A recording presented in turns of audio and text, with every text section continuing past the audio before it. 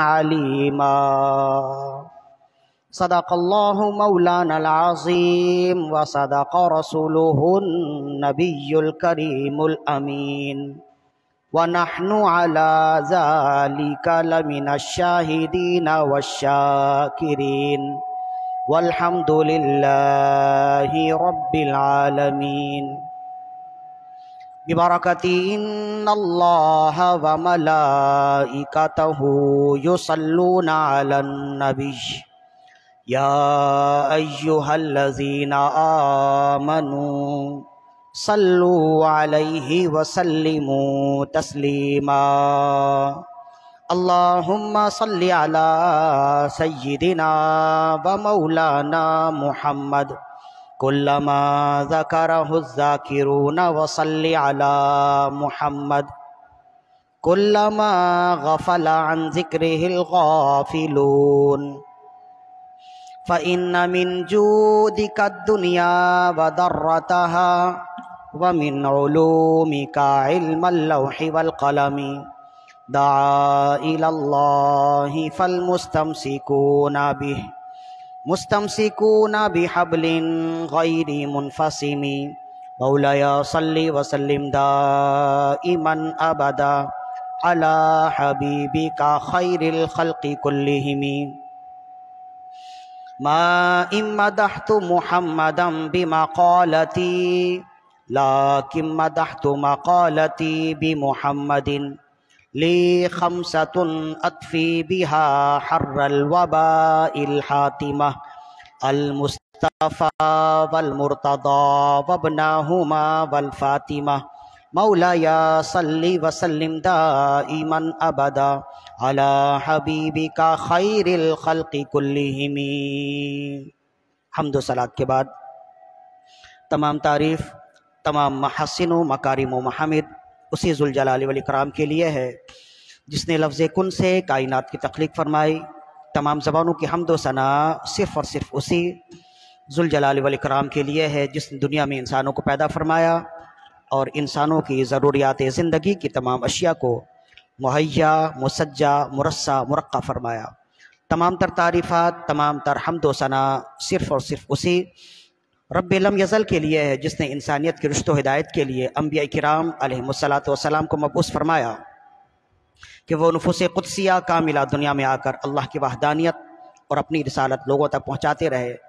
کروڑ ہا کروڑ صلاۃ و تسلیم ہو حضور سرور انبیاء، حبیب کبریا، شفیع روز جزا علیہ تحیت و ثنا کی بارگاہ میں کہ آپ تمام انبیاء کرام علیہم السلام کے آخر میں تشریف لائے اور آپ نے آ کر تمام بنندوئے انسان کو اخوت و بھائی چارگی، ملنساری، اخلاق، بردباری، اعلیٰ ظرفی، اعلیٰ کردار کا درس و پیغام دیا. قبل اس کے کہ گفتگو کا آغاز کیا جائے، ایک مرتبہ اپنے آقا و مولا صلی اللہ علیہ وسلم کی بارگاہ میں بلند آواز سے درود و سلام کے نذرانے پیش کیجیے. اللہم صلی علی سیدنا و مولانا محمد معدن الجود والکرم وعلی آلہ و اصحابہ وبارک وسلم صلاۃ و سلام علیک یا رسول اللہ. دعا فرمائیے اللہ رب العزت ہمارے یہاں آنا اور آج کے دن کی ساری برکتیں اللہ رب العزت ہمیں عطا فرمائے. ہمارے درمیان جو بیمار حال ہیں اللہ رب العزت اس محفل پاک کے صدقے، آج کے مبارک دن کے صدقے، روز جمعہ کے صدقے اللہ عز و جل ہم تمام میں ہمارے درمیان میں جو بیمار ہیں، ہمارے گھروں میں جو بیماریاں ہیں، اللہ رب العزت ہر ایک کی ہر طرح کی بیماری دور فرمائے. بالخصوص دعا فرمائیے میری ہمشیرہ ہیں، رشتے کی بہن ہیں، ان کا آپریشن ہوا، گلے کا آپریشن ہوا، گلے میں گلٹی تھی جس کا آپریشن ہوا ہے، جس کی وجہ سے بڑی تکلیف ہے، کھانے پینے میں، بولنے میں بہت ہی زیادہ نقاہت ہے، تکلیف ہے. دعا فرمائیے اللہ رب العزت میری بہن کی تکلیف دور فرمائے، اللہ رب العزت راحت و سکون عطا فرمائے اور زندگی کے سینکڑوں بہاریں دیکھنا نصیب فرمائے. ایک مرتبہ اور رسول پاک صلی اللہ علیہ وسلم کی بارگاہ میں درود و سلام کے نذرانے پیش کیجیے. اللہم صلی علی سیدنا و مولانا محمد معدن الجود والکرم صلاۃ و سلام علیک یا رسول اللہ. امام سخاوی نے القول البدیع میں حضرت ابو ذر غفاری رضی اللہ عنہ کے حوالے سے نقل کیا اور امام بزار نے مسند الفردوس میں اس حدیث کو نقل کیا. حضرت ابو ذر غفاری رضی اللہ عنہ اس حدیث کے راوی ہیں۔ ان ابی ذر رضی اللہ عنہ قال قال رسول اللہ صلی اللہ علیہ وسلم، حضرت ابو ذر غفاری رضی اللہ عنہ فرماتے ہیں کہ رسول اللہ صلی اللہ علیہ وآلہ وسلم نے ارشاد فرمایا، من صلی علی فی یوم الجمعۃ 200 مرۃ فقد غفر له ذنب 200 عام او کما قال، فرمائے جو شخص جمعے کے دن مجھ پر 200 مرتبہ درود و سلام کے نذرانے پیش کرے گا، اللہ رب العزت اس کے 200 سال کے گناہ بخش دے گا۔ لہذا جمعے کے دن درود و سلام کی کثرت کیا کیجئے۔ تمام تر برکتوں کو مد نظر رکھتے ہوئے ایک مرتبہ میرے ساتھ مل کر درود و سلام کے نذرانے پیش کیجئے۔ اللہم صلی علی سیدنا و مولانا محمد طب القلوب و دوائها وعافیت الابدان و شفائها ونور الابصار و ضیائها وروح الارواح و غذائها وعلى آلہ و اصحابہ وبارک وسلم صلاۃ و سلام علیکہ یا رسول اللہ صلی اللہ علیہ وآلہ وسلم۔ سرنامہ کلام میں جس آیت مقدسہ کی تلاوت کا شرف حاصل کیا سورہ احزاب کی آیت ہے۔ سورہ احزاب قرآن مجید کے 21ویں پارے سے شروع ہو کر 22ویں پارے میں ختم ہوتی ہے۔ انتہائی معرکۃ الآرا صورتوں میں سے ہے، اور یہ ان صورتوں میں سے ہے جن کی تلاوت اکثر و بیشتر علماء، خطبہ، واعظین، ائمہ کرتے رہتے ہیں۔ سورہ احزاب کی جس آیت مقدسہ کی تلاوت کا شرف حاصل کیا اس کا نشان 40 ہے، اور سورہ احزاب سے اس کا تعلق 22ویں پارے سے ہے۔ اس آیت مقدسہ میں یہ انتہائی معرکۃ الآرا کتاب ہے، معرکۃ الآرا آیت ہے، اور عقیدہ ختم نبوت کے لیے انتہائی اہم ہے۔ اس میں اللہ رب العزت نے دو ٹوک انداز میں نبی صلی اللہ علیہ وسلم کی شان بیان کی، اور ختم نبوت کا اظہار کرتے ہوئے اللہ رب العزت نے ارشاد فرمایا، ما کان محمد ابا احد من رجالکم، محمد تم میں سے کسی مرد کے باپ نہیں ہیں، ولیکن رسول اللہ و خاتم النبیین، لیکن وہ تو اللہ کا رسول ہیں اور نبیوں میں آخر ہیں، خاتم النبیین ہیں۔ وکان اللہ بکل شیء علیما، اور اللہ ہر شے کو جاننے والا ہے۔ تو اس آیت مقدسہ میں سورہ احزاب کی آیت نمبر 40 میں اللہ رب العزت نے نبی صلی اللہ علیہ وسلم کی ختم نبوت کو بیان کیا، اور عقیدہ ختم نبوت کو بندوں میں ظاہر فرمایا کہ بندوں کے لیے عقیدہ ختم نبوت کیا ہے، اور بندوں کے لیے یعنی اس امت کے لیے عقیدہ ختم نبوت یہ ہے کہ وہ نبی صلی اللہ علیہ وسلم کو آخری نبی مانے، اور آپ کے بعد کسی طرح کی کسی بھی نبی، کسی بھی شخص کے لیے نبی ہونے کا انکار کریں قیامت تک۔ آپ آخری نبی ہیں، اس کا معنی یہ ہے کہ آپ کے بعد کوئی نبی نہیں آئے گا، نہ کوئی شریعت آئے گی، نہ کوئی دین آئے گا، نہ کوئی کتاب آئے گی۔ اگر عقیدہ ختم نبوت کو ختم کر دیا جائے تو پوری اسلام، دین اسلام کی عمارت ختم ہو جائے، اس لیے کہ عقیدہ ختم نبوت ہی دین اسلام، یہ جو عمارت ہے نا، عمارت دین اسلام کی عمارت، اس کی اساس ہے، اس کی بنیاد ہے جو ہم آگے بیان کرتے ہیں۔ اسی پر عقیدہ ختم نبوت پر ہم نے گفتگو کرنی ہے، لیکن گفتگو چلاتے ہوئے چند مزید اور بھی فوائد ہیں، وہ بھی انشاءاللہ ہم زیر بحث لائیں گے۔ اللہ رب العزت نے سورہ احزاب میں ارشاد فرمایا، ما کان محمد ابا احد من رجالکم ولکن رسول اللہ و خاتم النبیین، محمد تم میں سے کسی مردوں کے باپ نہیں ہیں، ولیکن رسول اللہ و خاتم النبیین، لیکن وہ اللہ کا رسول ہے اور خاتم النبیین ہیں، یعنی آخری نبی ہے۔ وکان اللہ بکل شیء علیما، اور اللہ ہر شے کو جاننے والا ہے۔ اس آیت سے ہی گفتگو شروع ہو سکتی ہے، لیکن ہم چاہتے ہیں اس آیت کا شان نزول بھی بیان کیا جائے۔ شان نزول یہ ہے کہ نبی صلی اللہ علیہ وسلم کے ایک منہ بولے بیٹے تھے حضرت زید بن حارثہ رضی اللہ عنہ، جن کو رسول اللہ صلی اللہ علیہ وسلم نے بچپن سے ہی پالا تھا۔ کم عمری میں ہی رسول اللہ کی بارگاہ میں یہ حاضر ہو گئے، اور بطور غلامی رسول اللہ کی بارگاہ میں رہے۔ جب یہ بڑے ہو گئے تو رسول اللہ نے انہیں آزاد کر دیا، لیکن آزاد ہونے کے باوجود انہوں نے رسول اللہ کی غلامی کو ہی پسند کیا، اور رسول اللہ صلی اللہ علیہ وسلم کے ساتھ ہی رہے، حتیٰ کہ آپ کے والد کا بھی پتہ چل گیا، آپ کے خاندان والوں کا پتہ چل گیا۔ آپ کے خاندان والے، آپ کے والد آپ کو لینے آئے یمن سے، کہ تم بچپن میں کھو گئے تھے اور پھر مختلف لوگوں کے ہاتھ چلتے چلتے غلامی کی منزل طے کرتے کرتے یہاں تک پہنچ گئے۔ جب رسول اللہ صلی اللہ علیہ وسلم کی بارگاہ میں وہ لوگ آئے، آ کر کہنے لگے اے محمد صلی اللہ علیہ وسلم، ہم نے سنا ہے کہ آپ بہت دیالو ہیں، آپ بہت غریبوں پر، مسکینوں پر، کمزوروں پر رحم کرنے والے، شفقت فرمانے والے ہیں، مظلوموں کی امداد کرنے والے ہیں، تو یہ میرا بیٹا ہے اور یہ بیٹا بھی تسلیم کرتا ہے کہ میں اس کا باپ ہوں، لہذا آپ اس کے بدلے میں جو مجھ سے چاہتے ہیں لے لیجئے، میرے بیٹے کو میرے حوالے کر دیجئے۔ رسول اللہ صلی اللہ علیہ وسلم نے ارشاد فرمایا اس کے بدلے میں مجھے کچھ نہیں چاہیے، یہ زید بن حارثہ تمہارے سامنے ہے، یہ اگر چاہے تو تمہارے دامن میں آ سکتا ہے، یہ اگر چاہے تو تمہارے ساتھ جا سکتا ہے۔ اب جب زید بن حارثہ رضی اللہ عنہ سے ان کے والد نے پوچھا کہ چلو غلامی چھوڑ دو، اب آزادی کی زندگی گزارو، تو وہ کہنے لگے کہ جس کی غلامی میں ہوں وہ غلامی ہزاروں آزادی سے افضل ہے۔ انہوں نے اپنے والد کو چھوڑ دیا اور کہا کہ میں اگرچہ رسول اللہ صلی اللہ علیہ وسلم کی غلامی میں ہوں، لیکن تیرے ٹکڑوں پہ پلے غیر کی ٹھوکر پہ نہ ڈال، جھڑکیاں کھائیں کہاں چھوڑ کے صدقہ تیرا، ہم تو آپ ہی کے ہیں، تیرے ٹکڑوں پہ جو ہیں غیر کا منہ کیا دیکھیں، کون نظروں پہ جچے دیکھ کے تلوا تیرا۔ عرض کرنے لگے یا رسول اللہ صلی اللہ علیہ وسلم، میں کسی دوسرے تیسرے کے پاس نہیں جانا چاہتا، اگرچہ میں اس بات کا اعتراف کرتا ہوں کہ یہ میرا حقیقی باپ ہے اور میں ان کا حقیقی بیٹا ہوں، لیکن پھر بھی میں آپ کی غلامی کو پسند کرتا ہوں۔ یہ کہنے کے بعد وہ رسول اللہ صلی اللہ علیہ وسلم کی غلامی سے وابستہ رہے اور انہوں نے اپنے والد گرامی کے ساتھ جانا ترک کر دیا، چھوڑ دیا، حتیٰ کہ پھر گاہے بگاہے ان کے والد آتے رہے، ملاقات کرتے رہے، لیکن آخری وقت تک وہ رسول اللہ صلی اللہ علیہ وسلم کے ساتھ ہی رہے۔ اس قدر انہوں نے محبت کا اظہار کیا تو ظاہر ہے کہ جب کوئی میرے ساتھ محبت کا اظہار کرے تو میرا بھی اخلاقی فرض ہے کہ اس کے ساتھ اظہار محبت کروں۔ لہذا جب انہوں نے اس طرح اپنی غلامی پیش کی تو رسول اللہ صلی اللہ علیہ وسلم، وہ تو رحمت للعالمین ہے، آپ نے فرمایا جب اس نے غلامی چھوڑی، جب اس نے آزادی میری غلامی کے لیے چھوڑی ہے اور اس نے آزادی کو میرے غلامی پر اس نے غلامی کو آزادی پر ترجیح دی، تو پھر رسول اللہ صلی اللہ علیہ وسلم نے انہیں آزاد کیا اور انہیں اپنا بیٹا بنا لیا، اور اس قدر ان سے محبت کرنے لگے کہ اس زمانے میں جتنے لوگ تھے انہیں رسول اللہ کا بیٹا ہی سمجھنے لگ گئے۔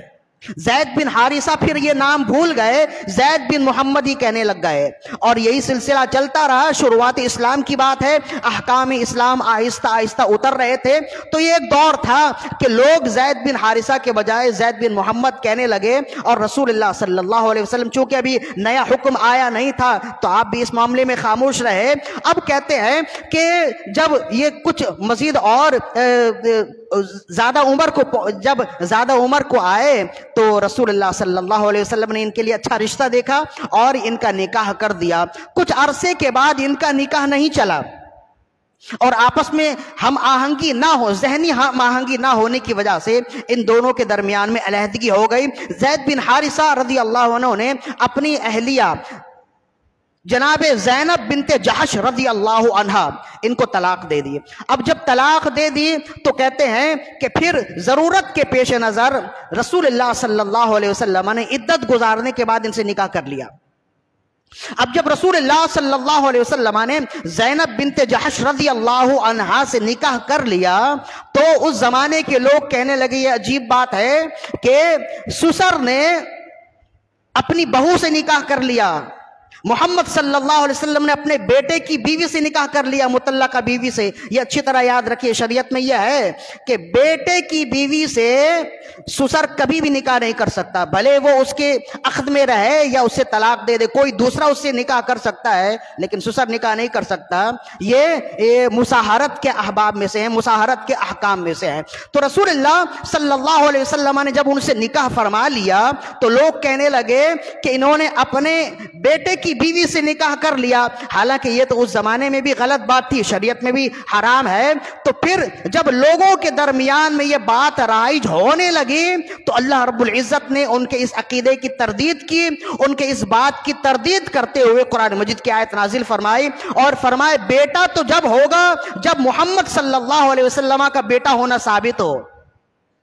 بہو تو جب کہلائے جب محمد صلی اللہ علیہ وسلم کا بیٹا ہونا ثابت ہو جائے. فرمائے ما کان محمد ابا احد من رجالکم، محمد تم میں سے کسی مرد کے باپ نہیں ہے. اور جب یہ کسی مرد کے باپ نہیں ہے تو پھر بہو ہونے کا سوال بھی نہیں ہوتا ہے، پھر بیٹے کی بیوی ہونے کا سوال ہی نہیں ہوتا ہے. ولیکن رسول اللہ و خاتم النبیین، وہ تو اللہ کا رسول ہیں اور آخری نبی ہیں. یہ بتا کر مقام ختم نبوت بھی واضح کیا اور رسول اللہ صلی اللہ علیہ وسلم کی شان اور آپ کی عظمت کو بھی واضح کیا اور فرمایا وکان اللہ بکل شیء علیما.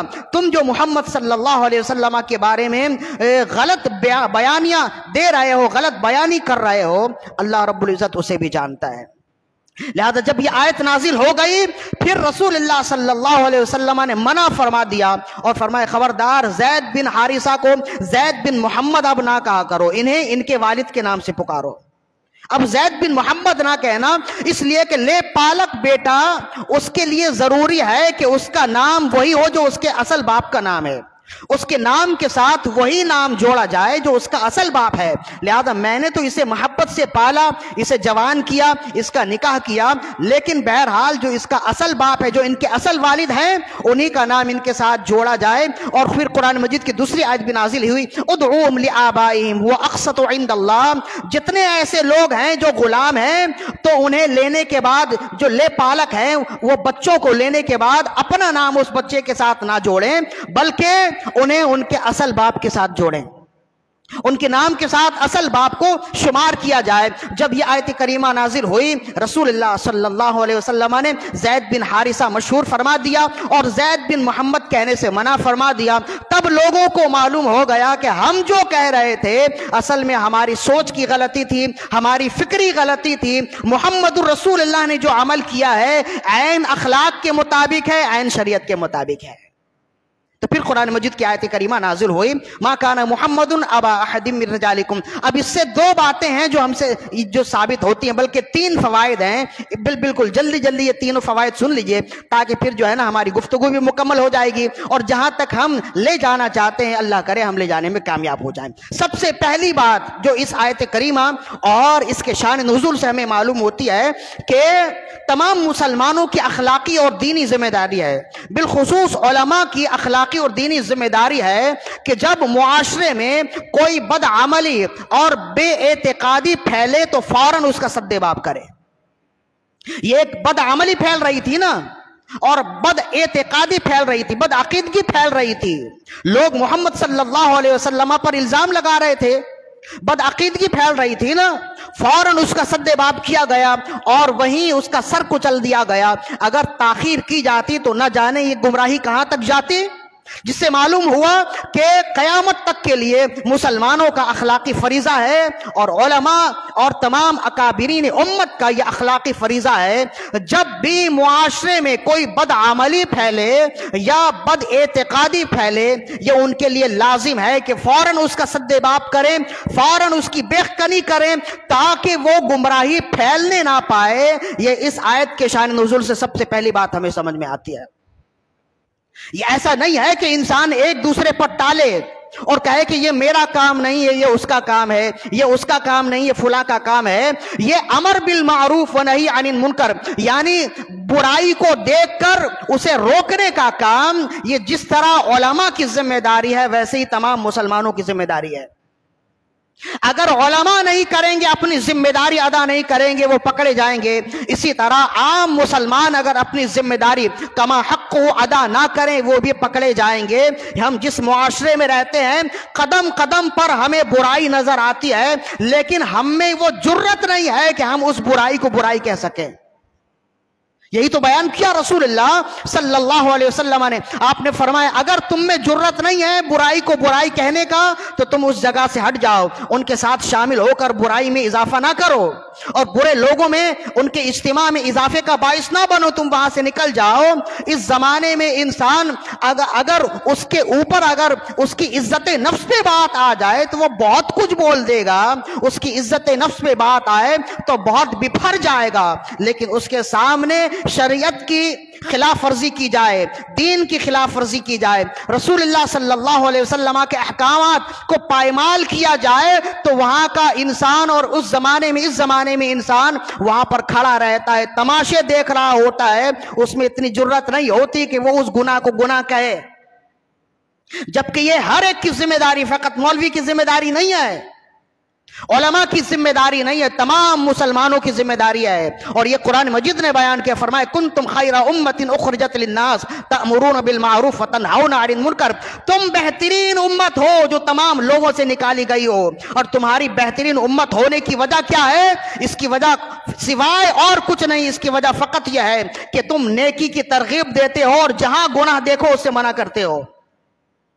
اللہ نے ہمیں بہترین امت کہنے کی وجہ ہی یہ بیان کی کہ تم لوگوں کو گناہوں سے روکتے ہو اور گناہ کو گناہ کہتے ہو۔ اگر ہم نے یہ فریضہ چھوڑ دیا تو گویا ہم نے اپنا عمل چھوڑ دیا ہے، ہم نے وہ اپنا تغرائے افتخار اپنے گلے سے اتار دیا ہے، تمغہ امتیاز اپنے گلے سے خود بخود اتار دیا ہے، جس کی وجہ سے اللہ نے ہمیں بہترین امت بنایا ہے۔ لہذا سب سے پہلا پیغام میرا یہ ہے کہ اپنے گھر میں، اپنے اڑوس پڑوس میں جہاں بھی دیکھیں کہ کوئی خلاف شرع کام ہو رہا ہے، یہ آپ کی مذہبی ذمہ داری ہے، اخلاقی فریضہ ہے، اور مذہبی فریضہ ہے کہ آپ اسے وہاں روکیں، اور اگر آپ میں روکنے کی جرت و طاقت نہیں ہے، ایسے معاملے میں انسان مصلحت پرستی کا شکار ہو جاتا ہے۔ اگر آپ میں روکنے کی طاقت نہیں ہے، جرت نہیں ہے، تو کم از کم اتنا تو ضرور کر سکتے ہیں کہ وہاں سے ہٹ جائیں، گناہ کے مقام پر نہ آئے، ورنہ یہ یاد رکھیے قیامت میں جہاں اور چیزوں کے بارے میں پوچھا جائے گا، اس کے بارے میں پوچھا جائے گا، کیسی سخت وعید ہے یہ اب سنیے۔ حضرت امام ابن ماجہ نے اس حدیث کو نقل کیا، فرماتے ہیں حضرت ابو سعید الخدری رضی اللہ عنہ اس حدیث کے راوی ہیں، عن ابی سعید الخدری رضی اللہ عنہ قال قال رسول اللہ صلی اللہ علیہ وسلم، حضرت ابو سعید الخدری رضی اللہ عنہ فرماتے ہیں کہ رسول اللہ صلی اللہ علیہ وسلم نے ارشاد فرمایا، لا يحقرن احدكم نفسه ان يرى امر الله في مقال ثم لا يقول، فرمائے تم میں سے کوئی ایک اپنے آپ کو ذلیل نہ کرے، تم میں سے کوئی ایک اپنے آپ کو ذلیل نہ کرے۔ عرض کی یا رسول اللہ اپنے آپ کو ذلیل کرنا کیا ہے؟ فرمایا ان یرا امر اللہ فی مقال ثم لا یقول، اپنے آپ کو ذلیل کرنا یہ ہے کہ اس کے سامنے اللہ کی مخالفت کی جائے اور وہ کچھ نہ کہے، وہ اس پر رد عمل نہ دے، یہ اپنے آپ کو ذلیل کرنا ہے۔ بندہ اسی وجہ سے تو خاموش ہوتا ہے کہ اگر میں بولا تو ذلیل ہو جاؤں گا، حالانکہ بولنے سے ذلیل نہیں ہوگا، اللہ کی نگاہ میں نہ بولنے سے ذلیل ہوگا۔ اور یہ رسول اللہ صلی اللہ علیہ وسلم کا فرمان ہے، عزت اللہ کی دینی ہے اور ذلت اللہ ہی دیتا ہے، وَتُعِزُّ مَن تَشَاءُ وَتُذِلُّ مَن تَشَاءُ، تمہارا کام ہے اللہ اس کے رسول کا کام کرنا، اور اللہ اس کے رسول کا جو کام کرنے والا ہوتا ہے اللہ کبھی بھی اسے ذلیل نہیں کرتا، اللہ کبھی اس کے لیے ذلت کا منہ نہیں دکھاتا، اللہ ہمیشہ اسے عزت دیتا ہے، اس کے سر پر عزت کا تاج رکھتا ہے۔ ہم اسی وجہ سے تو خاموش ہو جاتے ہیں نا، ہمارے سامنے خلاف شرع کام ہو رہے ہوتے ہیں اور ہم ہنس رہے ہوتے ہیں ان کے ساتھ مل کر، اگرچہ ہم اپنے دل میں اسے برا بھی جانتے ہیں لیکن وہی ہوتے ہیں، اور کیوں نہیں روکتے؟ اگر ہم روکیں گے تو ذلیل ہو جائیں گے، بے عزت کر دیا جائیں گے۔ حالانکہ رسول اللہ نے فرمایا تم اگر روکو گے تو بے عزت نہیں کیے جاؤ گے، تم اگر خاموش رہو گے اپنے آپ کو ذلیل کر لو گے، اور کہاں ذلیل کیے جاؤ گے؟ آخرت میں ذلیل کیے جاؤ گے۔ اور کیسے؟ کہا رسول اللہ صلی اللہ علیہ وسلم ارشاد فرمایا، لا يحقرن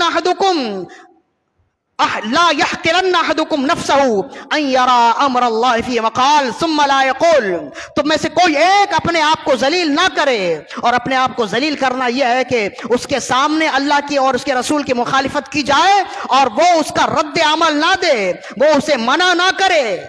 فیقول اللہ تبارک و تعالی یوم القیامہ، تو قیامت کے دن اللہ رب العزت اس سے پوچھے گا، فیقول اللہ رب العزت اس سے پوچھے گا، ما منعک اللہ تقول فی، اے میرے بندے تمہارے سامنے تیرے سامنے میری نافرمانی ہوتی رہی، تو کیوں خاموش رہا؟ تو کیوں نہ بولا؟ تو نے رد عمل کا اظہار کیوں نہ کیا؟ تو نے غصے کا اظہار کیوں نہ کیا؟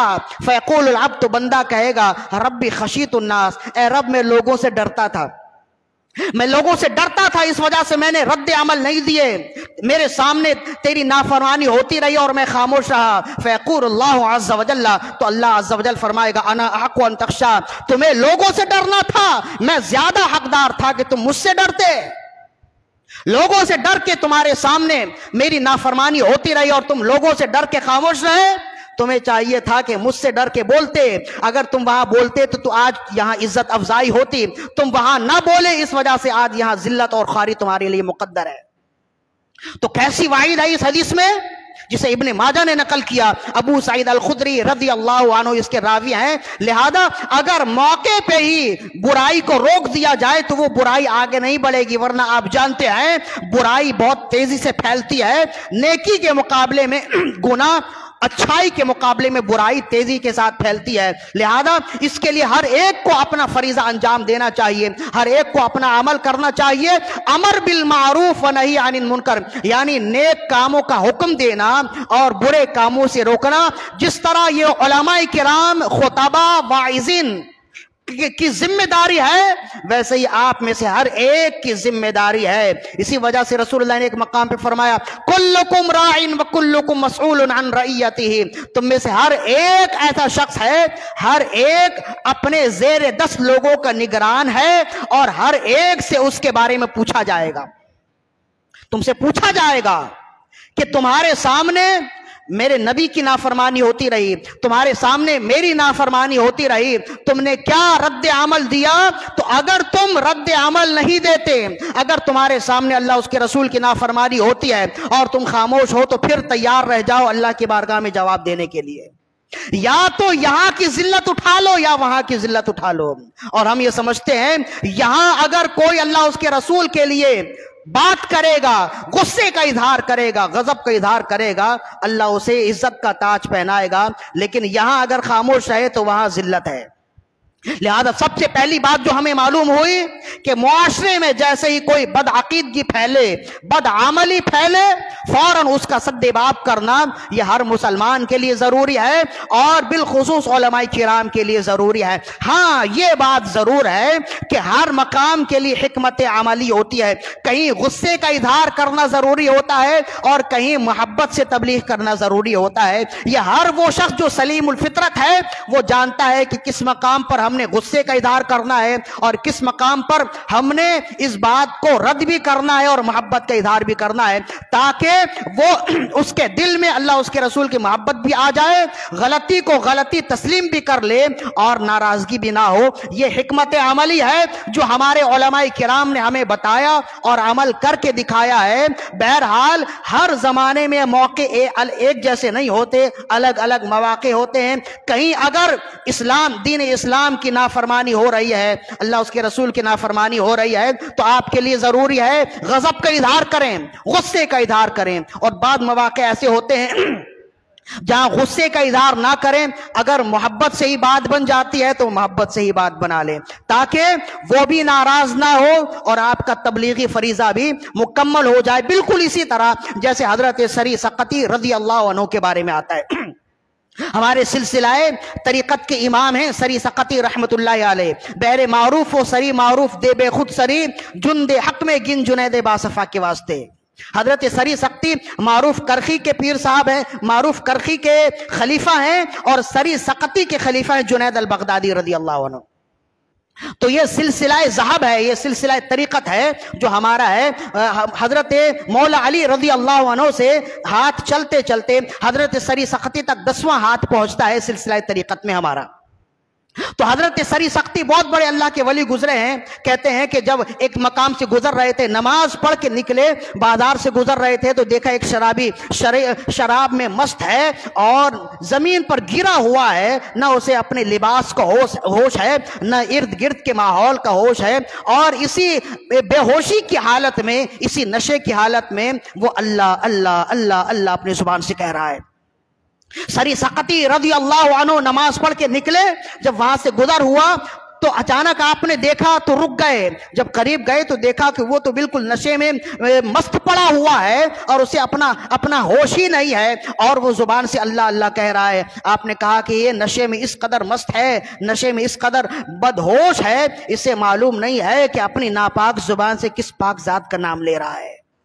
آپ نے پانی منگایا اور کسی بھی طرح اس کے منہ کو دھوئے اور دھونے کے بعد پھر آپ چلے گئے. جب وہ ہوش میں آیا, جب نشہ اترا, تو اب کہتے ہیں لوگوں نے کہا کہ وہ بدبخت, آج اللہ کے ولی سری سقطی رضی اللہ عنہ تمہارے پاس سے گزرے, تمہیں اس برے حال میں دیکھا اور تم اس برے حال میں ناپاک زبان سے پاک رب کا نام لے رہے تھے. انہوں نے تمہاری زبان دھوئی, تمہارا منہ دھویا اور پھر چلے گئے اور یہ کہہ کے گئے کہ یہ ایسا غافل ہے, اس سے معلوم نہیں ہے کہ اپنی ناپاک زبان سے کس پاک رب کا نام لے رہا ہے. جب اس نے یہ سنا تو اب وہ اپنے آپ سے کہنے لگا, اے وہ شخص تو کب تک نشہ کرتا رہے گا؟ اب تو لوگوں کے علاوہ اللہ کے ولی کی بارگاہ میں بھی تیرا یہ عیب کھل گیا اور انہوں نے بھی دیکھ لیا کہ میں نشے میں کیسا مست ہوتا ہوں. اب تو اپنے آپ کو توبہ کر لے. تو اپنے آپ کو وہ ملامت کرنے لگا. ادھر حضرت سری سقطی رضی اللہ عنہ رات سوئے تو خواب میں کسی نے کہا, تم نے میری محبت کی وجہ سے, میرے نام کی تعظیم کی وجہ سے اس کا منہ دھویا, میں نے تمہاری محبت کی وجہ سے اس کا دل دھو دیا ہے. اب جب آپ فجر کی نماز میں آئے تو دیکھتے ہیں کہ وہ پہلے سے بیٹھا ہوا ہے. آپ نے فرمایا یہ انقلاب کیسے آیا؟ تو وہ کہنے لگا, مجھ سے کیا پوچھتے ہیں, رات تو آپ کو اسی نے بتا دیا ہے جس نے میرے دل میں انقلاب پیدا کیا ہے. سمجھ گئے کہ دونوں طرف برابر آگ لگی ہوئی تھی. جس رب نے اس کی اصلاح فرمائی, اسی رب نے مجھے بھی خبردار کر دیا کہ تمہارا یہ امر بالمعروف کرنا, حکمت عملی کا اظہار کرنا رب نے پسند کر لیا ہے. تو بہرحال موقعوں کی مناسبت سے تبلیغ کرنا ہے, غلط کو غلط کہنا یہ ہمارا ایمانی فریضہ ہے, اخلاقی فریضہ ہے. اور جیسے ہی غلطی آپ سامنے دیکھیں, کوئی غلط کام ہو رہا ہے یا اللہ اس کے رسول کی نافرمانی ہو رہی ہے, ہمارا ایمانی فریضہ ہے کہ ہم اسے روکیں اور وہاں منع کریں. ایک فائدہ یہاں سے ثابت ہوا, اس لیے کہ جب لوگوں کے درمیان میں بد اعتقادی پھیلی تو اللہ رب العزت نے فوراً اس کا سد باب کیا اور فرمائے, تم یہ کہہ رہے ہو کہ محمد صلی اللہ علیہ وسلم نے اپنے بیٹے کی بیوی سے نکاح کر لیا ہے, میں اس کی تردید کرتا ہوں. بیٹا ہی ثابت نہیں تو بیٹے کی بیوی کیسے ثابت ہوگی؟ فرمائے, ما کان محمد ابا احد من رجالکم ولکن رسول اللہ وخاتم النبیین. ایک فائدہ ہوا. دوسرا فائدہ ہوا کہ جب رسول اللہ صلی اللہ علیہ وسلم کی عزت و ناموس پر اعتراض کیا گیا تو سب سے پہلے اس کی تردید خالق اکبر نے کی. جب آپ کی عزت و ناموس پر لوگوں نے الزام لگائے تو سب سے پہلی تردید رب ذوالجلال نے کی اور اپنے حبیب صلی اللہ علیہ وسلم کی عزت و ناموس کی حفاظت کی, جس سے معلوم ہوا جو قیامت تک مسلمان, رسول اللہ کا عاشق رسول, جو شخص بھی رسول اللہ کی عزت و ناموس کی حفاظت کرتا رہے گا وہ اللہ کا کام کر رہا ہے. اور یہ وہ کام کر رہا ہے جو رب کا پسندیدہ کام ہے. اور قیامت تک جو شخص رسول اللہ صلی اللہ علیہ وسلم کی عزت و ناموس کی حفاظت کرتا رہتا ہے وہ اللہ رب العزت کا بھی منظور نظر ہوتا ہے اور رسول اللہ صلی اللہ علیہ وسلم کا بھی منظور نظر ہو جاتا ہے. اور دنیا میں بھی وہ کامیاب اور کامران ہوتا ہے, آخرت میں بھی سربلندی اس کے لیے نصیب کر دی جاتی ہے.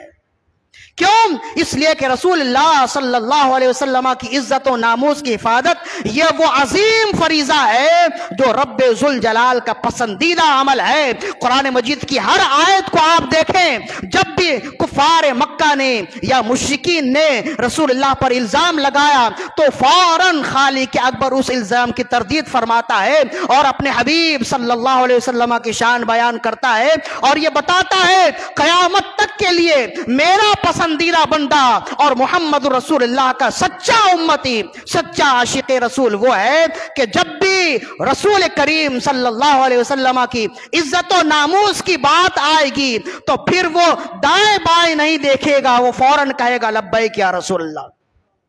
وہ فوراً رسول اللہ صلی اللہ علیہ وسلم کی عزت و ناموس کی حفاظت کے لیے میدان عمل میں آئے گا.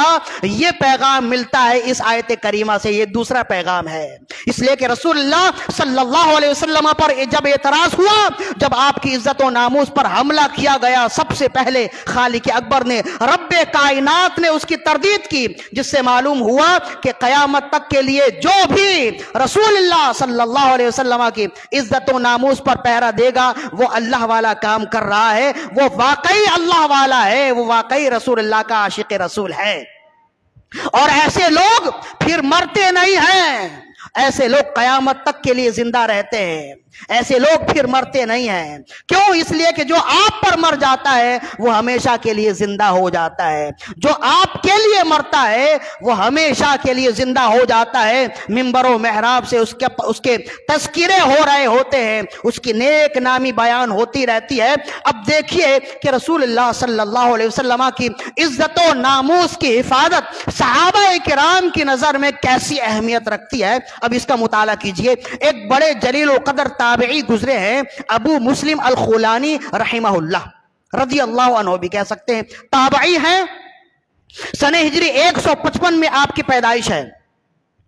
تو آپ نے بہت سے تابعی ہیں اور سن ہجری 100 کے اندر آپ کی پیدائش ہے۔ آپ نے حضرت صدیق اکبر رضی اللہ عنہ سے بھی ملاقات کی ہے، حضرت عمر بن خطاب رضی اللہ عنہ سے بھی ملاقات کی ہے، کثیر صحابہ کرام سے ملاقات ثابت ہے اور روایت ثابت ہے۔ حضرت ابو مسلم الخولانی رضی اللہ عنہ، رسول اللہ صلی اللہ علیہ وسلم کا وصال ہو گیا اور حضرت صدیق اکبر رضی اللہ عنہ تختہ خلافت پر ہے، تو یمن میں ایک شخص نے نبوت کا دعویٰ کیا، اسود عنسی اس کا نام تھا۔ یمن میں ایک شخص نے اعلان نبوت کیا، نبوت کا دعویٰ کیا۔ یہ اس زمانے میں بھی ہوتا رہا، ہر زمانے میں ہوتا رہا ہے، اور ہر زمانے میں ایسے لوگوں کو کیفر کردار تک پہنچانے کے لیے کوئی نہ کوئی ایسا شخص آتا ہی رہا ہے۔ چنانچہ کہتے ہیں کہ یمن میں اس نے اپنے آپ کو نبی ہونے کا دعویٰ کیا اور بہت سارے لوگ اس کے معتقد ہو گئے، اسے نبی ماننے لگ گئے۔ حضرت ابو مسلم الخولانی رضی اللہ عنہ سچے عاشق رسول اور رسول اللہ صلی اللہ علیہ وسلم کا کلمہ پڑھنے والے، آپ کب یہ کہہ سکتے تھے اور آپ کب یہ برداشت کر سکتے تھے کہ میرے نبی کے مقابلے میں کوئی دوسرا نبی آئے، کوئی جھوٹا نبی آئے اور وہ اپنے آپ کو نبوت کا دعویٰ کرے، آپ اس کی تردید کرتے رہے؟ بہرحال جب اس کے کانوں تک خبر پہنچی کہ بہت سارے لوگ میرے معتقد ہیں لیکن ایک شخص ہے ابو مسلم الخولانی، یہ میری تردید کرتا ہے اور میرے لوگوں کو خدا نے خواستہ ورغلاتا ہے، کسی نہ کسی طرح آپ کو گرفتار کروایا، اپنے سامنے پیش کیا۔ جب آپ اس کے سامنے پیش ہوئے، اس نے کہا اتشہدو ان محمد رسول اللہ، کیا تم گواہی دیتے ہو کہ محمد اللہ کے رسول ہیں؟ قال نعم، آپ نے فرمایا ہاں میں گواہی دیتا ہوں۔ پھر اس نے کہا اتشہدو انی رسول اللہ، کیا تم گواہی دیتے ہو میں اللہ کا رسول ہوں؟ آپ نے فرمایا میں سنتا نہیں، مجھے آواز ہی نہیں آتی، مجھے سنوائی نہیں آتی۔ پھر اس نے کہا اتشہدو ان محمد رسول اللہ، کیا تم گواہی دیتے ہو کہ محمد اللہ کے رسول ہیں؟ آپ نے فرمایا نعم واللہ نعم اللہم نعم، بے شک اللہ کی قسم میں اس بات کی گواہی دیتا ہوں محمد صلی اللہ علیہ وسلم اللہ کے نبی ہیں۔ پھر اس نے کہا اتشہدو انی رسول اللہ، کیا تم یہ گواہی دیتے ہو کہ میں اللہ کا رسول ہوں؟ آپ نے فرمایا میں سنتا ہی نہیں، مجھے آواز ہی نہیں آتی۔ 3 مرتبہ جب اس نے یہ جملے کہے، یہ دعویٰ کیا اور تینوں مرتبہ آپ نے انکار کیا تو بھرا مجمع تھا۔ اب جب اس نے اپنے آپ کو ہاتھا کی عزت پر دیکھا، جب اس کی عزت پہ بات آئی، اس نے کہا کہ آگ روشن کرو اور میں انہیں آگ میں ڈالوں گا تاکہ معلوم ہو جائے جو میرے مخالف میں آئے گا ایسے ہی جلا دیا جائے گا۔ لوگوں کو جمع کیا، بھرا مجمع ہے، آگ روشن کی گئی، بھڑکتی ہوئی آگ سامنے ہے، اور ایک مرتبہ پھر پوچھا کہ کیا تم یہ گواہی دیتے ہو کہ محمد اللہ کے رسول ہیں؟ آپ نے فرمایا بے شک میں گواہی دیتا ہوں محمد اللہ کے رسول ہیں۔ اور اس نے کہا دیکھ لو سامنے آگ ہے، اب بھی میرے بارے میں گواہی دے دو، میری نبوت کا اقرار کر لو اور یہ کہہ دو کہ میں اللہ کا رسول ہوں۔ آپ نے فرمایا میں سنتا ہی نہیں، مجھے آواز ہی نہیں آتی۔ جب وہ سمجھ گیا کہ یہ ماننے والا نہیں ہے، لہذا اب اپنی عزت بھی بچانی ہے، اپنا وقار بھی قائم رکھنا ہے، اپنا بھرم بھی لوگوں کے درمیان میں رکھنا ہے، اپنا روب اور ہیبت بھی لوگوں کو دکھانا ہے، اور یہ بھی دکھانا ہے کہ جو میرے مقابلے میں آئے گا وہ ایسے ہی مارا جائے گا۔ لہذا اب کیا کریں؟ اس نے آگ روشن کی اور کہا کہ اس آگ میں ڈالو۔ اب کہتے ہیں کہ حضرت ابو مسلم الخولانی رضی اللہ عنہ کو بھڑکتی ہوئی آگ میں ڈال دیا گیا اور لوگ تماشا دیکھتے رہے اور لوگ یہ سمجھتے رہے تھوڑی دیر کے بعد تو یہ جل کر خاکستر ہو جائیں گے۔ کئی گھنٹوں آگ یوں ہی لہکتی رہی، دہکتی رہی، بھڑکتی رہی، لیکن کئی گھنٹوں کے بعد حضرت ابو مسلم الخولانی رضی اللہ عنہ خود ہی اس آگ سے ایسے ٹہلتے ہوئے باہر نکلے جیسے کسی باغ و بہار سے باہر نکلے ہیں۔ وہ لوگ اسود عنسی جب اس نے لوگوں کو جمع اس وجہ سے کیا تھا کہ جب لوگ یہ انجام دیکھیں گے تو مزید میرے معتقد ہو جائیں گے. اب جب لوگوں نے دیکھا کہ واقعی یہ جھوٹا نبی ہے، اس وجہ سے اس کا وار ان پر نہیں چلا، اور یہ ابو مسلم الخولانی جن کے بارے میں کہہ رہے ہیں وہی سچے نبی ہیں، اس لیے کہ جو محمد رسول اللہ کی عزت و ناموس کی حفاظت کرتا ہے وہ کبھی ذلیل نہیں ہوتا. جب وہ باہر نکلے آگ سے تو بہت سارے لوگ اس سے متنفر ہو گئے اور دوبارہ رسول اللہ صلی اللہ علیہ وسلم کا کلمہ پڑھ لیا. اب کہتے ہیں کہ ظاہر ہے کہ یہ بات رکنے والی تو تھی نہیں، حالانکہ اس زمانے میں ذرائع ابلاغ تو تھے نہیں، لیکن بہرحال بات پھیلتی چلی گئی، اور رب ذوالجلال جس بات کو پھیلانا چاہے وہ مشرق سے مغرب میں ایک چشم زدن میں پھیلا دیتا ہے. وہاں یمن میں یہ معاملات ہو رہے تھے اور مدینے تک خبر پہنچ گئی. حضرت صدیق اکبر ہیں، فاروق اعظم ہیں، اور آپ کو معلوم نہیں تھا وہ کون شخص ہے، بس اتنا معلوم تھا ایک شخص ہے ابو مسلم، اس نے یہ معاملہ کیا، رسول اللہ کی عزت و ناموس کی حفاظت کی، اور اس کے بدلے میں جب اسے آگ میں ڈالا گیا رب نے اس کی آگ کو گلو گلزار کر دیا، اس آگ کو ٹھنڈا کر دیا. تو کہتے ہیں جب بات پھیلی اور لوگوں تک پھیلتی چلی گئی، اب حضرت ابو مسلم الخولانی جہاں جاتے اور لوگ عقیدت و احترام کا اظہار کرتے، جب اس نے دیکھا کہ ان کی وجہ سے تو میری ساکھ کمزور ہو رہی ہے، یمن سے نکال دیا. جب یمن سے نکالا آہستہ آہستہ چلتے چلتے آپ مدینے آ گئے. مدینے میں کوئی آپ کو جانتا نہیں تھا. مسجد نبوی میں آ کر ایک ستون کے سائے میں آپ ٹیک لگا کر بیٹھے تھے. کہتے ہیں کہ صحابہ اکرام وہاں پہ موجود ہیں اور حلقہ ذکر لگا ہے، ذکر و فکر کی محفل ہے. حضرت عمر بن خطاب رضی اللہ عنہ نے کسی کو بھیجا اور آپ نے فرمایا کہ جا کر دیکھو یہ کون شخص ہے، ہمارے علاقے کا لگتا نہیں، بستی کا لگتا نہیں، کہیں دور سے آیا ہوا ہے، جا کر پتہ کرو کسی چیز کی ضرورت ہے تو اس کے لیے وہ سامان زندگی مہیا کی جائے. چنانچہ جا کر معلوم ہوا، پھر آئے اور آ کر بتایا کہ یہ شخص یمن سے آیا ہے. جب آپ نے سنا کہ یہ شخص یمن سے آیا ہے، حضرت عمر بن خطاب رضی اللہ عنہ خود اس کے پاس گئے، اس کے سامنے بیٹھے اور آپ نے پوچھا تم یمن سے آئے ہو؟ عرض کرنے لگے ہاں میں یمن سے آیا ہوں.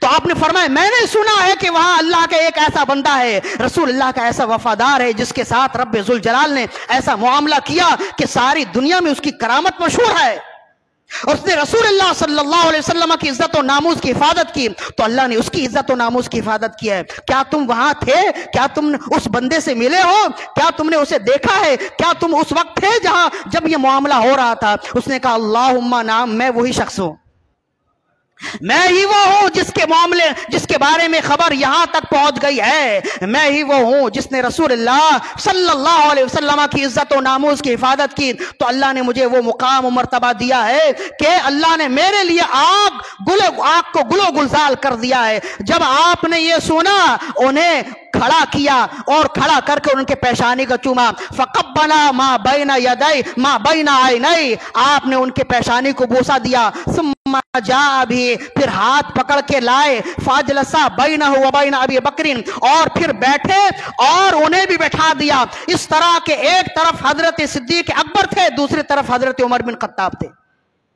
بیچ میں انہیں بٹھایا اور بٹھانے کے بعد ہاتھ اٹھا کر دعا کرتے ہیں. حضرت عمر بن خطاب جلیل القدر صحابی رسول، ان سے بڑا متقی اور پرہیزگار کوئی نہیں، ان سے بڑا زہد و تقوی کا ماہر کوئی نہیں. آپ امام الزاہدین ہیں، امام المتقین ہیں، امام العاشقین ہیں. اس کے باوجود حضرت عمر بن خطاب رضی اللہ عنہ نے انہیں کھڑا کیا، انہیں بٹھایا. اور کیسے بٹھایا؟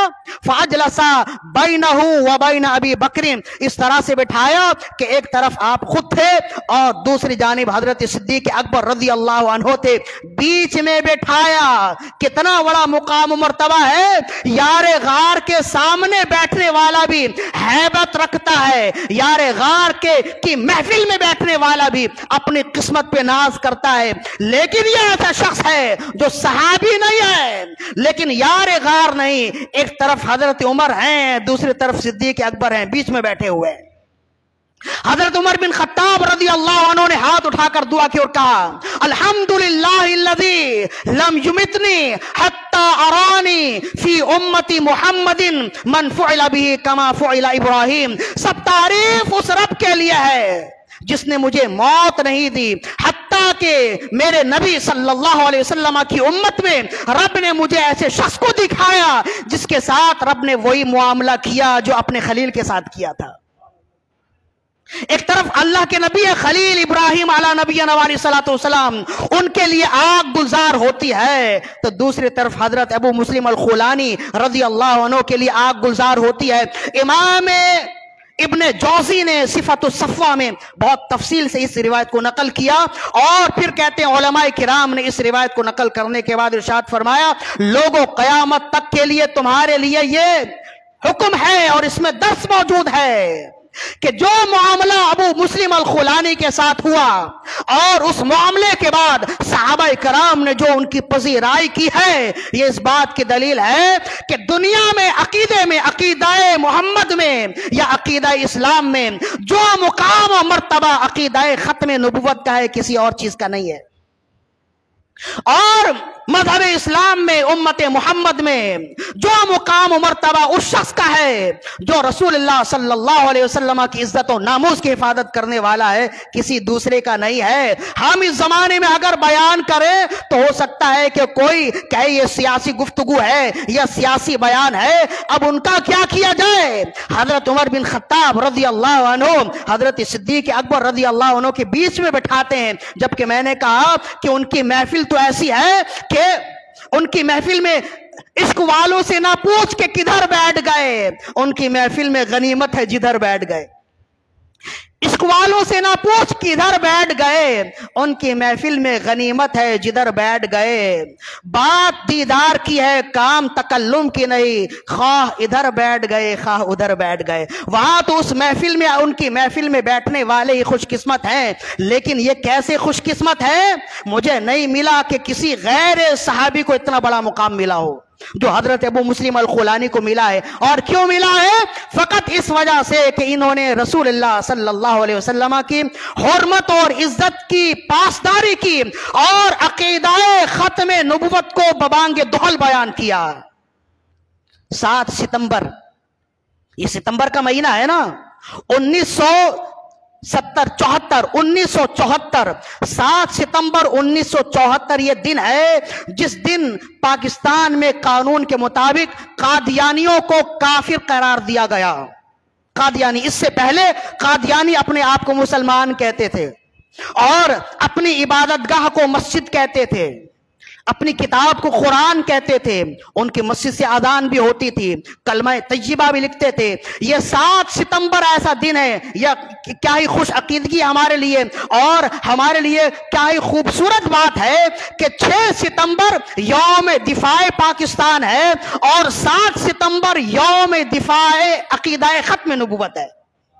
کیسی خوبصورت بات ہے، اور ہمارے لیے حسن اتفاق ہے کہ 6 ستمبر ہم مناتے اس وجہ سے کہ اس دن یہ دن دفاع پاکستان کا دن ہے، اور 7 ستمبر ہم اس وجہ سے مناتے ہیں کہ یہ دن دفاع ختم نبوت کا دن ہے۔ لہذا ہمارے لیے ضروری ہے کہ ہم 6 ستمبر بھی منائیں، اس لیے کہ اس دن پاکستان مضبوط ہوا، اور 7 ستمبر بھی منائیں کہ اس دن پاکستانی مسلمانوں کا ایمان مضبوط ہوا ہے۔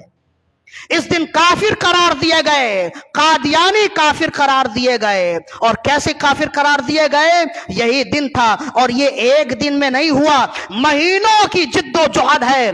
علماء اہل سنت نے سر توڑ کوشش کی، بہت سے مکالمے ہوئے، مناظرے ہوئے، بہت سی باتیں ہوئیں، ڈیبیٹ ہوئے، اور بالآخر ظاہر ہے کہ جب مقدمات چلتے ہیں نا تو جو جج ہوتا ہے وہ یک طرفہ فیصلہ تو نہیں کر سکتا۔ پہلے وہ مدعی کا دعویٰ سنتا ہے، پھر وقت ختم ہو جائے تو پھر ٹائم دیتا ہے کہ اب مدعا علیہ کا دعویٰ سنا جائے گا، پھر جب اس کا دعویٰ سنا جائے، وقت ختم ہو جائے، پھر وقت دیتا ہے، یوں ہی وقت گزرتا چلا جائے۔ اب جب دونوں کے دعوے ثابت ہو جائیں، پھر جج اگر متفکر ہو، جج کو اگر شک ہو کہ نہ جانے میں کیا فیصلہ کروں، پھر وہ اور ماہرین کو بلاتا ہے، پھر ان کے درمیان میں میٹنگ ہوتی ہے، ان کے درمیان میں گفتگو ہوتی ہے کہ اس کا فیصلہ کیا ہوگا۔ ظاہر ہے کہ بہت بڑی بات ہے، ایمان اور کفر کی بات ہے، لہذا ایک وقت لگا، لیکن ایک وقت کے بعد جب فیصلہ ہوا، اور اس معاملے میں سب سے کلیدی کردار ادا کرنے والے کون تھے؟ اہل سنت و جماعت کو ناد ہے شاہ احمد نورانی رحمہ اللہ تھے۔ شاہ احمد نورانی رحمہ اللہ، جن کا مزار آج عبداللہ شاہ غازی رحمہ اللہ کے بالکل دامن میں ہے، شاہ احمد نورانی رحمہ اللہ، دیکھیں تو صحیح کہ ان کا ہمارے اکابرین نے کیا کارہائے نمایاں انجام دیے ہیں۔ ان کے والد گرامی ہیں شاہ عبدالعلیم صدیقی میرٹھی رحمۃ اللہ علیہ، تحریک پاکستان میں نمایاں کردار ادا کرنے والے ہیں۔ عبدالعلیم میرٹھی رحمۃ اللہ علیہ تحریک پاکستان میں نمایاں کردار ادا کرنے والے، اور قائد اعظم محمد علی جناح رحمہ اللہ نے ساری دنیا میں انہیں بھیجا تھا سفیر اسلام کہہ کر کہ آپ جائیں۔ ساری دنیا میں مسلمانوں کو دہشت گرد قرار دیا جا رہا تھا، تو آپ کو یہ کاس دیا گیا، آپ کو یہ کام دیا گیا، آپ جائیں اور ساری دنیا میں مسلمانوں کا اور پاکستان کی صحیح تصویر دکھائیں۔ تو عبدالعلی میرٹھی رحمہ اللہ اور عبدالحامد بدایونی رحمہ اللہ، یہ دو افراد تھے جنہیں سفیر اسلام کا خطاب دیا گیا، اور عبدالعلی میرٹھی رحمۃ اللہ علیہ قائد اعظم محمد علی جناح رحمہ اللہ کے ساتھ تھے۔ اور یہ کون ہے؟ اعلیٰ حضرت رحمۃ اللہ علیہ کے خلیفہ ہیں۔ اگر ہم تاریخ کا مطالعہ کریں گے نا تو آپ کو کبھی شرمندگی نہیں ہوگی جب ہم کہتے ہیں نا کہ پاکستان بنانے والے بھی علماء تھے اور پاکستان کو بچانے والے بھی علماء ہیں۔ تو جب آپ یہ ساری باتیں سنیں گے تو آپ یقین کریں گے کہ پاکستان بچانے والے بنانے والے بھی علماء تھے۔ اگر ایسا نہیں، اگر علماء پر اعتماد نہیں تھا تو پھر قائد اعظم محمد علی جناح نے انہیں سفیر اسلام کا لقب کیوں دیا؟ قائد اعظم کا نکاح ان کے بھائی نے پڑھایا، اور قائد اعظم نے پہلی نماز عید کی ان کے پیچھے پڑھی مسجد قصابان میں، جو آج بھی موجود ہے۔ یہ اس بات کی دلیل ہے کہ علماء اہل سنت کا کردار تحریک پاکستان میں بہت خوب رہا۔ جس طرح ان کے والد گرامی کا کردار تحریک پاکستان میں رہا، ویسے ہی شاہ احمد نورانی رحمہ اللہ کا کردار تحریک ختم نبوت میں رہا، اور بالآخر آخری کیل گاڑ دی۔ اور 7 ستمبر کو حکومت وقت کو یہ کہنا پڑا اور یہ ڈکلیئر کرنا پڑا، اور پاکستان کے قانون میں اس بات کو شامل کرنا پڑا کہ قادیانی کافر ہیں۔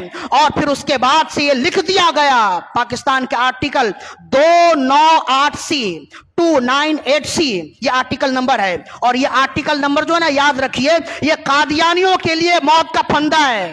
298C یہ قادیانیوں کے لیے موت کا پھندا ہے۔ پاکستان تعزیرات پاکستان میں یہ بات موجود ہے، اور یہ اسی زمانے میں یہ قانون سازی کی گئی، اور اس میں یہ لکھا گیا آج کے بعد قادیانی اپنے آپ کو مسلمان نہیں کہہ سکتے، کسی بھی طرح سے وہ اپنے آپ کو مسلمان نہیں کہہ سکتے، اپنی عبادت گاہ کو مسجد نہیں کہہ سکتے، اپنی اذان کو اذان نہیں کہہ سکتے، اور مسلمانوں کے ساتھ ایسے رہ نہیں سکتے جیسے مسلمان رہتے ہیں، جیسے سلام کرنا، گلے ملنا۔ فرمایا یہ مسلمانوں کی قبرستان میں اپنے میت کو دفن نہیں کر سکتے، آج کے بعد سے ان کا معاملہ وہی ہوگا جو کافروں کا معاملہ ہے۔ اس کے بعد سے آج تک یہ قانون موجود ہے، اور یہ ایسا گلے کا پھندا ہے کہ رہتے رہتے کبھی کبھار ایسا ہوتا ہے کہ ان کے کچھ ایسے لوگ بھی ہیں جو چور دروازے سے حکمرانوں کے درمیان میں داخل ہو جاتے، اور پھر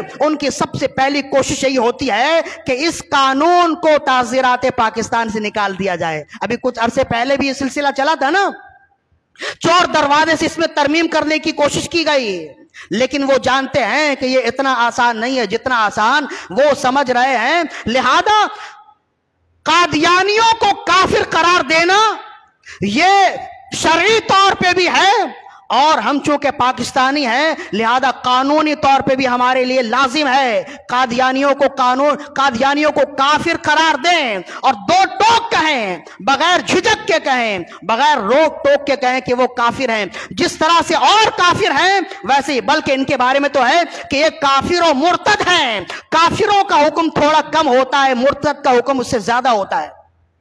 لہذا یہ کافر و مرتد ہیں، ہم علل اعلان کہتے ہیں، آپ کو بھی کہنا چاہیے۔ اب ہمارے حکمرانوں کو اور سیاستدانوں کو، صاحبان اقتدار کو سوچنا چاہیے، جب ان کے بارے میں کہا جائے آپ قادیانیوں کو کیا کہتے ہیں، وہ کہتے وہ ہمارے بھائی بہن ہیں۔ جب وہ قادیانیوں کو ہمارے بھائی بہن کہتے تو وہ ایک طرف سے رسول اللہ کے دین سے غداری کر رہے ہوتے ہیں، اور دوسری طرف تعزیرات پاکستان سے غداری کر رہے ہوتے ہیں۔ ہم کوئی غلط بات تو نہیں کر رہے، ہم کوئی سیاسی بات تو نہیں کر رہے نا۔ لہذا یہ ووٹنگ کا وقت ہے، الیکشن کا زمانہ ہے نا، کوئی کتنے ہی دعوے کرے، سب سے پہلے آپ دیکھیے قادیانیوں کے بارے میں اس کا عقیدہ کیا ہے۔ اگر وہ کہتا ہے کہ قادیانی ہمارے بھائی بہن، اس لیے کہ قادیانیوں کو کافر قرار دینا جتنی آسانی سے ہم نے ممبر سے کہہ دیا ہے ان کے گلے سے نہیں اترے گا، اس لیے کہ بہرحال ووٹ بینک تو وہ بھی رکھتے ہیں نا۔ اگر کسی نے کافر کہہ دیا تو گویا اس کا ووٹ بینک کم ہو جائے گا، اس کے افراد کم ہو جائیں گے۔ یہی وجہ ہے ڈرتے ہوئے کوئی صاحبان اقتدار میں سے کوئی کافر قرار نہیں دیتے، انہیں کھلے عام کافر نہیں کہتے۔ یہ جرت اللہ نے ہمیں ہی دی ہے، علماء کو ہی دی ہے۔ وہ علل اعلان کہتے ہیں اور کہتے ہیں ہم سرے دار کہیں گے، سرے بازار کہیں گے کہ قادیانی کافر تھے، لہذا ہمارے درمیان میں یہ لوگ موجود ہوتے ہیں۔ اگر یہ ہمارے درمیان میں موجود ہیں تو انہیں پہچاننے کی ضرورت ہے۔ اور جب ہم کہتے ہیں قادیانی، وہی تو ہم نے پہلے بھی کہا نا کہ ہمیں کسی پر شک نہیں ہے کہ کوئی عاشق رسول ہے کہ نہیں ہے، اور ہم کون ہوتے ہیں کہ کسی کے عشق پر الزام لگائیں یا شک کریں؟ ہمیں شک نہیں ہے، جو مسلمان ہے وہ عاشق رسول ہے، یہ ہمارا حسن ظن ہے، حسن عقیدت ہے اس کے ساتھ۔ لیکن بات یہ ہے کہ جب عقیدہ ختم نبوت کی بات آتی ہے تو تمہارا کردار سامنے آنا چاہیے۔ جب ناموس رسالت کی بات آتی ہے تو تم کہاں تھے یہ بتاؤ۔ اور اگر تم یہ کہتے ہو میں عاشق رسول ہوں، مجھ سے بڑھ کے عاشق رسول کیا ہوگا، تو قادیانیوں کے بارے میں تمہارا عقیدہ کیا ہے وہ ثابت کرو۔ اگر نہیں بول سکتے تو تمہارے لیے یہ دعویٰ ضروری، تمہارے لیے دعویٰ ثابت نہیں ہے کہ تم عاشق رسول ہو۔ سچا عاشق رسول وہی ہوگا کہ اس سے کہا جائے قادیانی کون ہے، وہ جھٹ کہے گا کمبخت کافر ہے۔ بلکہ اعلی حضرت نے لکھا کہ قادیانی اتنا ناپاک ہے کہ پیشاب بھی اتنا ناپاک نہیں ہے، کتا بھی اتنا ناپاک اور غلیظ نہیں ہے، قادیانی اتنا ناپاک و غلیظ ہے۔ کیوں کہا؟ اس لیے کہ جو رسول اللہ کی عزت و ناموس پر ڈاکہ ڈالے، ہم کیسے اسے اپنا دوست کہہ لیں، ہم کیسے اسے اپنے سینے سے لگا لیں؟ لہذا نبی صلی اللہ علیہ وسلم کا یہ پیغام یاد رکھیے، لا نبی بعدی، میرے بعد کوئی نبی نہیں ہے۔ کوئی نبی چاہے وہ کسی بھی راستے سے آئے، اس کا کردار غلط ہوگا، وہ مسلمانوں کے درمیان میں دھوکہ دینے والا ہوگا۔ میں یہ چاہتا تھا کہ 7 ستمبر میں علماء اہل سنت نے اور دیگر اور بھی علماء تھے، علماء نے جو کردار سازی کی، جو کردار ادا کیے اور عقیدہ ختم نبوت کے دفاع کے لیے جو کام کیا، حضرت سیدنا عبدالستار نیازی رحمہ اللہ قید و بند کی زندگی گزارنے والے ہیں، ان سے انتہائی ناانصافی ہوگی اگر ان کا نام نہ لیا جائے۔ عبدالستار نیازی رحمہ اللہ بہت بڑا کردار، یہ بھی ساتھ رہے۔ شاہ احمد نورانی رحمہ اللہ، عبد الحامد بدایونی، عبد المصطفیٰ الازہری رحمہ اللہ، یہ ہمارے قائدین ہیں جنہوں نے عقیدہ ختم نبوت کے تحفظ کے لیے اپنا کردار کیا۔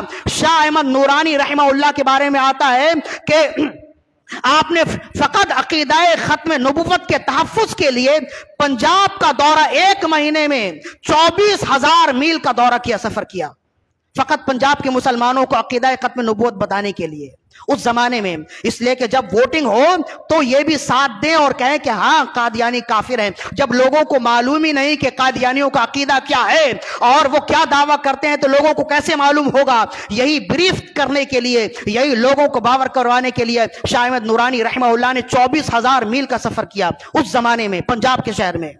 تو کتنا کلیدی کردار ادا کیا ہے۔ لہذا ہمیں چاہیے کہ 7 ستمبر کے دن ان علماء کرام، ان اکابرین امت کے نام پر نظر و نیاز بھی کریں، اور نظر و نیاز یہ تو الگ بات ہے، بہرحال ہمیں چاہیے عقیدہ ختم نبوت کا جیسے تحفظ انہوں نے کیا، ہم بھی عقیدہ ختم نبوت کا تحفظ کریں۔ یہ آخری بات ہو گئی۔ ایک پیغام اور ہے، ہم یہاں روکنا چاہتے ہیں تو آج چاہتے تھے کہ تھوڑی تاخیر ہو جائے، اس وجہ سے ہم نے روکا ہے۔ یہ تو میرا بیان ہو گیا، اب ایک اور بیان ہے۔ سب سے جو ضروری امر اس زمانے میں، یہ تو عقیدے کی بات ہے، اب عمل کی بات ہے۔ سب سے ضروری امر اس زمانے میں یہ ہے کہ ہم جانتے ہیں کہ ابھی ملک کی صورتحال بہت ہی زیادہ غیر مستحکم ہے، اور پنجاب میں جو صورتحال ہے، اندرون سندھ جو صورتحال ہے، اور جو بلوچستان کی صورتحال ہے، سیلاب کی تباہیوں سے جتنے لوگ متاثر ہیں، بلا مبالغہ کروڑوں لوگ متاثر ہوئے، اور کروڑوں لوگ ایسے ہیں جن کی چھت گئی اور جن کے زمین کے نیچے زمین بھی نہیں ہے۔ ابھی ایک ویڈیو بہت زیادہ وائرل ہے کہ دو شخص جو ہے نا ٹین کی چادر پر ایک ڈیڈ باڈی لے کر پانی میں سفر کر رہے ہیں، اور جب ان سے پوچھا گیا جناب آپ یہ کہاں لے کر جا رہے ہیں، تو انہوں نے کہا کہ خشکی کی تلاش میں جا رہے ہیں، کہیں خشکی ملے تو پھر قبر کھود کر انہیں دفنائے۔ حال یہ ہے، لہذا ساری دنیا کے مسلمان ان پر کام کر رہے ہیں، اور کراچی والے تو کراچی والے ہیں، ہر لحاظ سے سر بلند ہی رہے ہیں۔ حالانکہ یہ بات بھی ہے، یہ ہم اعتراض کر سکتے ہیں کہ وقت پڑنے پر کراچی والوں کے ساتھ سوتیلے بیٹوں کا سلوک کیا جاتا ہے، لیکن بہرحال کراچی تو ماں ہے نا، پورے پاکستان کی ماں ہے۔ بیٹے خواہ کوئی بھی ناروا سلوک کریں، جب ماں پر آئے تو ماں شفقت ہی کرتی ہے، اور اس زمانے میں بھی کراچی والوں نے دکھا دیا کہ جیسے ہی انہوں نے امداد کی اپیل کی، یہاں سے ٹرک بھر بھر کر جانے لگے۔ مختلف تنظیمیں ہیں، سیاسی تنظیمیں بھی ہیں، مذہبی تنظیمیں بھی ہیں، ہمیں شک کرنے کی ضرورت نہیں ہے کہ کون خلوص نیت سے کام کر رہا ہے، کون سیاست چمکانے کے لیے کام کر رہا ہے۔ ہماری حسن عقیدت یہ ہے کہ ہر ایک خلوص نیت سے کام کر رہا ہے، باقی اس کے دل کا حال رب ہی جانتا ہے۔ لہذا جب ایسا ہے تو ابھی ہمارے لیے بھی ضروری ہے ہم بھی تو اپنا کچھ حصہ ملائیں۔ کیا خیال ہے؟ ہمیں بھی حصہ ملانا چاہیے نا؟ ہم کیا ملائیں؟ تو اب کیا کا تو سوال ہی نہیں ہے، پورا گھر اجڑ گیا۔ ایک گھر کے لیے جن جن چیزوں کی ضرورت ہوتی ہے وہ ساری چیزیں چاہیے، کیل سے لے کے جھاڑو تک، سوئی سے لے کے دھاگے تک، ساری چیزوں کی ضرورت ہے۔ لہذا اب میرا پیغام یہ ہے کہ یہاں اسٹال لگایا جائے گا، یہاں ہم خود بھی موجود ہیں، جمعے کے بعد بھی یہاں ہم موجود رہیں گے۔ آپ حضرات اس میں تعاون کریں، جو چیز دے سکتے ہیں۔ یہ سلسلہ اتوار تک رہے گا انشاءاللہ، پھر ہم یہ اتوار کے مغرب کی نماز کے بعد جتنا بھی سامان جمع ہوگا وہ سب ہم دعوت اسلامی کو دے دیں گے، ہم سب جمع کریں گے۔ اب میرے کہنے سے کیا ہوتا ہے؟ آپ سمجھے کہ جناب میرے تھوڑے سے عمل سے کیا ہوتا ہے؟ تھوڑے سے قطرے قطرے سے دریا ہوتا ہے نا۔ میرے کہنے سے یا کرنے سے کچھ نہیں ہوگا، کم از کم ہم دل کی عدالت میں تو سرخرو ہو جائیں گے، کم از کم ہم یہ تو کہہ سکیں گے کہ مجھ سے جو ہوا میں نے کیا ہے۔ لہذا کوئی ماچس دینا چاہے وہ بھی دے سکتا ہے، کوئی بسکٹ کی پیکٹ دینا چاہے وہ بھی دے سکتا ہے، کوئی پاپے کی پیکٹ دینا چاہے وہ بھی دے سکتا ہے، کوئی آٹے کی تھیلی دینا چاہے، چینی کی تھیلی، چاول کی تھیلی، یہ ساری چیزوں کی ظاہر ہے کہ پورا گھر اجڑ گیا نا۔ ہمارے گھروں میں تو ان چیزوں کی ضرورت ہوتی ہے نا، لہذا جن چیزوں کی ضرورت ہمارے گھروں میں ہوتی ہے انہیں بھی ہے، اور دوائیوں کی بھی ضرورت ہے۔